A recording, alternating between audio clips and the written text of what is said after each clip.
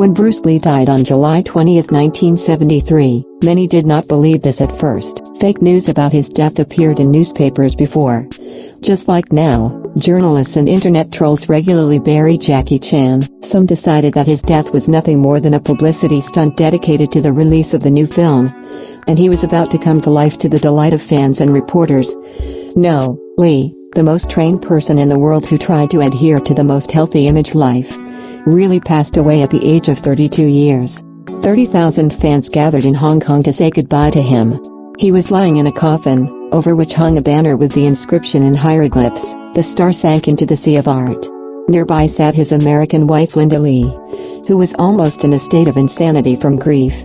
Fans eager for the coffin, many lost consciousness in a crush. It soon became clear that Lee did not die at home, but in the apartment of his close friend, actress Betty Timpei.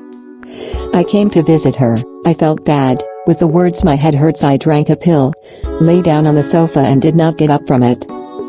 The official version is that he took the painkillers drug Equadzesic containing aspirin, and he had an individual intolerance to some of the compounds that make up his composition, which led to cerebral edema. During the autopsy, it turned out that the brain was literally swollen.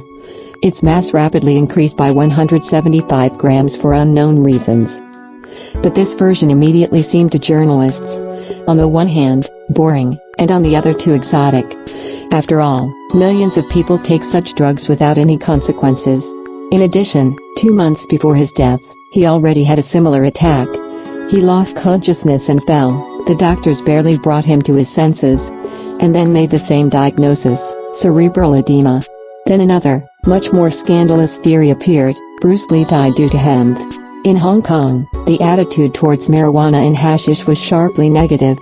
Surprisingly, much more dangerous opium was considered almost socially acceptable there. But hemp came from the West was considered incredibly harmful. Lee at one point read an article in Playboy magazine on how cannabis relaxes. Friends, seeing how he was exhausted on the set, convinced him to relax, drink a couple of glasses of wine at dinner.